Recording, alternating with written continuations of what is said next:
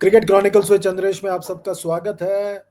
Chennai Super Kings और Rajasthan Royals का मुकाबला, मैंने कहा था कि चेन्नई सुपर किंग्स का पलड़ा भारी है। माफी चाहता हूं। चेन्नई सुपर किंग्स ने कहा कि चंद्रेश भाई आपको नहीं पता क्रिकेट, हम तो इससे भी बदतर खेल सकते हैं, और वो करके दिखाया उन्होंने जिस तरह से वो हारे। वीडियो में आगे बढ़ने से पहले चैनल को लाइक कीजिए, शेयर कीजिए, सब्सक्राइब कीजिए और साथ ही साथ नोटिफिकेशन की घंटी बजाइए। चेन्नई सुपर किंग्स इस वक्त आउटडेटेड T20 क्रिकेट खेल रहे हैं। वो एक एक समय चक्र में फंस गए हैं, एक टाइम मशीन में फंस गए हैं, जहां पे वो 2020 के पहले वाले आईपीएल में है, 2020 के पहले वाले T20 क्रिकेट को खेल रहे हैं। इसलिए वो मॉडर्न T20 क्रिकेट के हिसाब से नहीं जुड़ पा रहे हैं। अगर आपको लग रहा है कि 2007 से लेकर 2014 तक भारत T20 वर्ल्ड कप के फाइनल में क्यों नहीं पहुंचा, तो उसका एक आपको उदाहरण चेन्नई सुपर किंग्स के साथ मिलता है। क्योंकि वो सोच जो है ना, सोच का हार है ये। सोच ही आउटडेटेड है चेन्नई सुपर किंग्स का। उन्होंने दिसंबर में जब स्क्वाड बनाया, आउटडेटेड स्क्वाड बनाया, बिना सोचे समझे स्क्वाड बनाया, और उसी का नतीजा है कि इस वक्त चेन्नई सुपर किंग्स स्ट्रगल कर रहा है। 3 मैच खेले हैं, 2 मैच हार गए हैं, और वो पहले ही पीछे चल रहे हैं। तो आई थिंक उनके लिए ये एक बहुत बड़ा वार्निंग साइन है। और सबसे बड़ा वार्निंग साइन, मुझे माफ कर दीजिए, महेंद्र सिंह धोनी का बैटिंग। पिछले मैच में बहुत आलोचना हुई, उसके बाद महेंद्र सिंह धोनी ऊपर आज बल्लेबाजी करने आए, पर जिस तरह से आज फिर एक बार, चलिए एक छक्का मारा, एक चौका मारा, वो उस तरह के बल्लेबाज नहीं लग रहे हैं जो वो अपने प्राइम में लगते थे। मैंने महेंद्र सिंह धोनी को उनके प्राइम में देखा है, उनको कवर किया है एज अ जर्नलिस्ट। 2005 में जब उन्होंने ओडीआई डेब्यू किया था, मैं वाइजैग में मौजूद था जब उन्होंने पाकिस्तान का मार मार के बुरता बना दिया था। मैं था उधर, मैं लाहौर में भी था जब उन्होंने 2006 में मार मार कर पाकिस्तान का बुरता बनाया था। फिर एक बार, तो मैं महेंद्र सिंह धोनी के बल्लेबाजी से वाकिफ हूं, तो मैं इसलिए हैरान हूं उनके इस अप्रोच से। पर मैंने जैसे कहा, 2007 से 2014 तक अगर भारत T20 में नहीं पहुंचा, वो सोच की कमी। तब कप्तान कौन थे, आप डॉट्स को मिला लीजिए, आपको उस आपके सवाल का जवाब मिल जाएगा। ये एक outdated form of T20 cricket खेल रहे हैं Chennai Super Kings, and I am sorry to say, ये अब नहीं चल सकता। कप्तान ऋतुराज गायकवाड़ ने भी आज जो है, भले ही उन्होंने एक अर्धशतक मारा, और उन्होंने जो है 63 रन मारे, कोई फायदा नहीं था। वो मैं इसलिए कहता हूँ, सब लोग कहते रहते हैं ऋतुराज गायकवाड़, ऋतुराज गायकवाड़। भाई ऋतुराज गायकवाड़ T20 क्रिकेट के लिए नहीं बने हैं, वो वनडे क्रिकेट के लिए बने हैं। T20 क्रिकेट में उनसे भी धुरंधर बल्लेबाज है जो तेजी से रन बनाते हैं। और मेरा ये मानना है कि ऋतुराज गायकवाड़ को ओपन करना चाहिए। राहुल त्रिपाठी ओपन क्यों कर रहे हैं यहां पर? राहुल त्रिपाठी का नहीं होता यार। आज हमने देखा किस तरह से जोफ्रा आर्चर ने उनको रफ्तार से मात दिया यार, काफी बार। और फिर जो है, जिस तरह से आज रचिन रविंद्रा नहीं चले, शून्य बनाया उन्होंने, पहले ही ओवर में आउट हो गए, खत्म। फिर 183 का लक्ष्य पीछा कर रहे थे वहां पर चेन्नई सुपर किंग्स। रचिन रविंद्रा जब पहले ही ओवर में चले गए जोफ्रा आर्चर की गेंदबाजी में, खत्म मैच। क्योंकि राहुल त्रिपाठी और ऋतुराज गायकवाड़ से वो बन ही नहीं रहा था। ऋतुराज गायकवाड़ ने 44 गेंदों में 63 रन बनाए, 7 चौके और 1 छक्का। यार आपको मैच जीतना है, मैच। और राहुल त्रिपाठी भी अपने ही पेस पर खेल रहे थे क्योंकि उनसे हो नहीं रहा था। 23 रन बनाए 19 गेंदों में, 3 चौके और 1 छक्का। मैच वहीं पर समाप्त हो गया। उसके बाद देवर जस्ट प्लेइंग कैचअप। अभी आप ब्लेम कर सकते हो इंपैक्ट प्लेयर शिवम दुबे को और विजय शंकर को। विजय शंकर का पहला मैच था इस सीजन, दीपक हुडा के जगह पे आए थे, उनकी क्या गलती है? आपका टॉप ऑर्डर ही नहीं चल रहा है तो दबाव में डाल रहे हैं उनको अब। और फिर रविंद्र जडेजा भी स्ट्रगल कर रहे थे। एंड में अच्छा लग रहा है, 32 रन 22 गेंदों में, 2 चौके और 1 छक्का। पर वो लगा ही नहीं कि वो लोग चेस कर पाएंगे एंड में।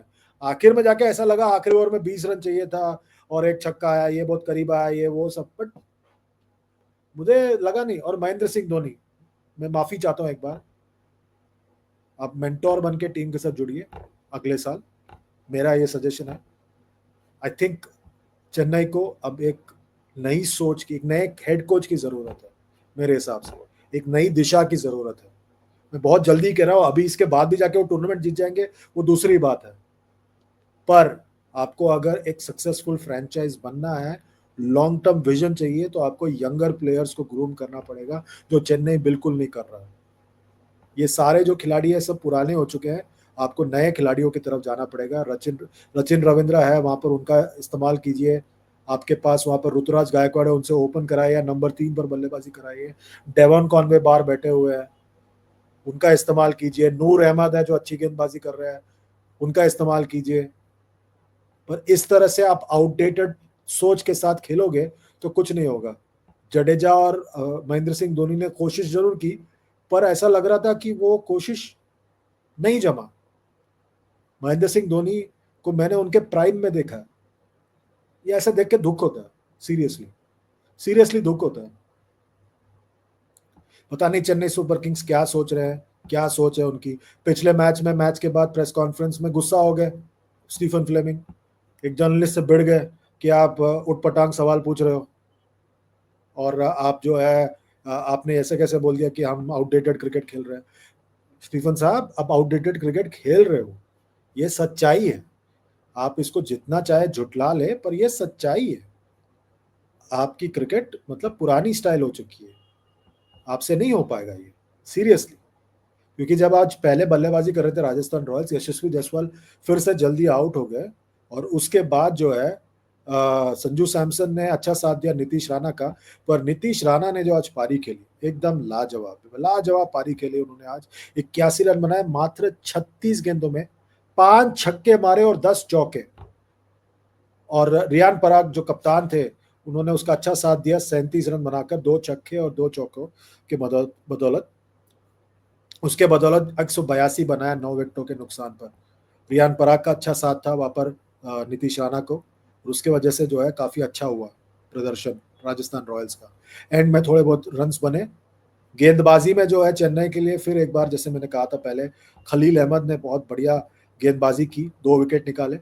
और उनका जो प्रदर्शन था, एक बार फिर शुरुआत शुरुआत में अच्छा उन्होंने स्ट्राइक्स दिया और विकेट्स निकाले।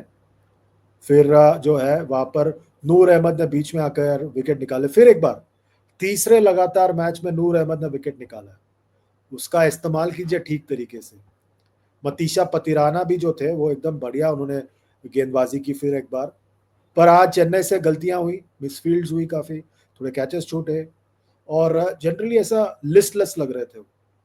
और जब चेस करने आए, ऐसा लग रहा था कोई प्लान ही नहीं है, कोई भी प्लान नहीं है, और बड़े आसानी से वो राजस्थान रॉयल्स डिफेंड कर पाए। और जैसे मैंने कहा था, जो ऋतुराज ने 50 जरूर मारा, पर ऋतुराज और राहुल त्रिपाठी की जो साझेदारी थी, वहीं पर मैच हार गए।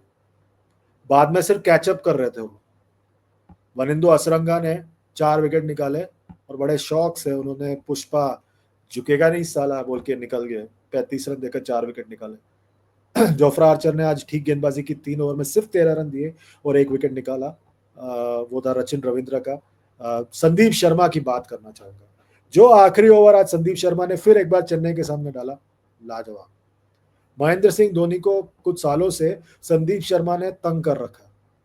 उन्होंने अपने तरीके से इस यहाँ पर बांध के रखा है उनको, और मुझे लगता है कि उसी की वजह से जो है वो राजस्थान रॉयल्स के चहीते हैं। मैं तो हैरान हूं कि संदीप शर्मा भारत के लिए T20 क्रिकेट नहीं खेलते, क्योंकि वो एक समझदार T20 गेंदबाज है। मेरे हिसाब से अगर कुछ भी होता तो मैं संदीप शर्मा को T20 क्रिकेट में तो जरूर पिक करता, बिकॉज वो दिमाग से गेंदबाजी करते हैं, रफ्तार नहीं है उनके पास, चेंज ऑफ पेस, वो अपने आप को बैक करते हैं। आज आखिरी ओवर में कुछ भी हो सकता था, 20 रन चाहिए था, 3 छक्के, कुछ भी हो सकता था। तो जिस तरह से उन्होंने आज अपने आप को बैक किया, लाजवाब लाजवाब प्रदर्शन। संदीप शर्मा का कोई विकेट नहीं निकाला, पर I think you have to give him the credit. 4 over में 42 रन, लास्ट ओवर में कोई मतलब ऐसे जो है उन्होंने सिर्फ 1 विकेट निकाला, वो महेंद्र सिंह धोनी का, माफ कीजिए, बढ़िया कैच पकड़ा था शिमरॉन हेटमायर ने। 4 ओवर में 42 रन देके 1 विकेट निकाला, पर I think he bowled with a lot of heart in that last over. lot of heart, and I think you have to give him credit for that. Fantastic effort by Rajasthan Royals, 2 point मिल चुके हैं चेन्नई के लिए। अब जो है आगे का रास्ता और भी ज्यादा कठिन होगा। क्या आप मेरी बातों से सहमत है? सहमत है तो वीडियो के नीचे कमेंट कीजिए, लाइक कीजिए, शेयर कीजिए, सब्सक्राइब कीजिए और नोटिफिकेशन की घंटी बजाइए और इसी तरह चैनल को सपोर्ट करते रहिए। अभी के लिए बस इतना ही। अपना ख्याल रखिए। Good night, goodbye and God bless.